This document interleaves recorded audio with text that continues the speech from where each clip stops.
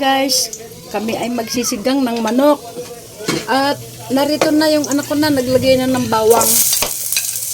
Saka sibuyas. O yung luya. Naparami ang nahiwa kong luya. Lagay ko na lahat yan, guys. Yung patis. Andyan yung patis. Ito, oh. Lalagay ng patis. Lagay mo na lahat yan. Makunti na yung patis na yan. Sige, pasilin mo na lahat yan. Nalagay ng patis. Susunod na ang kamatis.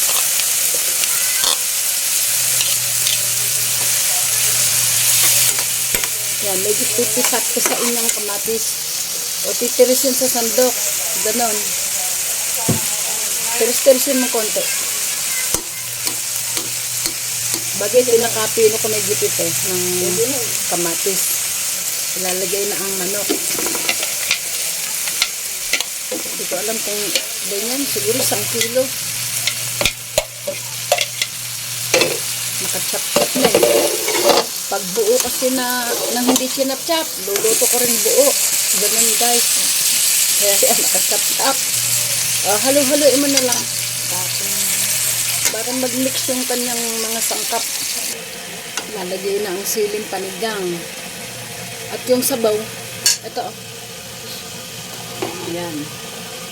Konting sabaw lang. Ayaw nila ng masabaw. Ayan. Tsaka tatakpan na. Konting halaw, tsaka itipalikit. Bigan mo sabaw, sinigang. Okay, nagbibideo kami May gusto ng masabaw, may ayaw ng masabaw. Bahala na. Yung isa kong anak na nagpapaluto, huwag daw masabaw. Itong nagluluto, at saka yung tatay nila gusto raw masabaw. Mamaya na, bahala na po.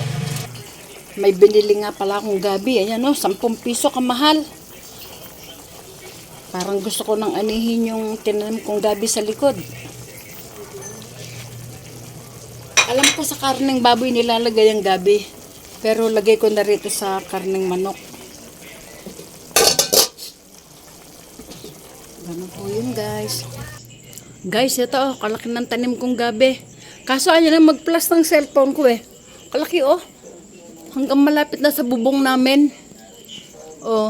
Maliit lang yan ng tinanim ko. Napalaki ng ganyan. Parang hindi na siya kinakain. Ay, hindi kasi nagpa-plus ng cellphone ko, guys. Saka ko na lang pakita. Narito na. Binuksan ko na ang aking sinisigang na manok. Yan. Lobat nga pala ako, guys. Kaya pala hindi nag-plus ang aking cellphone. Kaya nang nandun ako sa gabi. Ayan. Lalagay ko na ang pechay.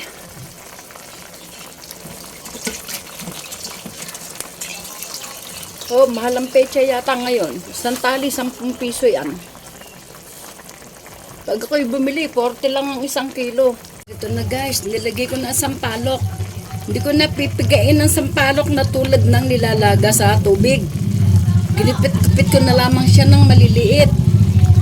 At dinagdagan ko na rin ng sabaw. Tulad ng gusto ng dalawa na marami sabaw. At lalagyan ko na ng aji. Tapos tinikman ko na siya kanina. Kulang na ang konting alat. Yung patis lang kasi nilagay kanina. Ayan. Siya nga pala, yung cellphone ko lobat. Kaya ala siyang flash. Ayan. Hanggang ngayon ay naka-charge po siya, guys. Ngunit kasi ma-overcook tong niluluto ko. Kaya tinuloy ko na ang aking pagluluto.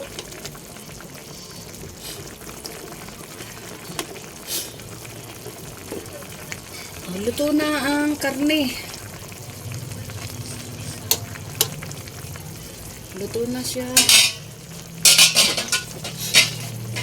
Ayan, titikman ko na lang po. Titikman ko na lang siya ulit.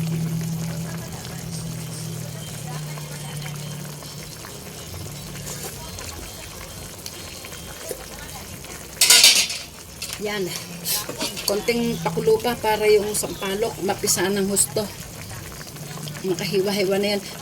Sa nga pala, yung anak ko na pinagluluto ko ngina, siyang pinagigisa ko, para akong naggayak ng lahat. Ayun, naliligo na. Kaya ako na yung nagtuloy nito, guys. Ilang minuto na lang, luto na po ito, guys. Yan. At hanggang dito na lamang ang aking video. Ito na yung aking isasara. Ako po ay magpapaalam na. Maraming salamat po sa mga nanonood sa aking video. Sa hindi yan nag-i-skip ng ads, sa nag-iiwan ng bakas, sa nakakarating hanggang sa dulo. Ganun din po ang gagawin ko sa inyo, guys. Hanggang kaya ko, susuportahan ko po kayo. Tulad ng pagsuporta nyo rin sa akin. Ganun po yun, guys. Okay, ako na po yung magpapaalam. Bye-bye.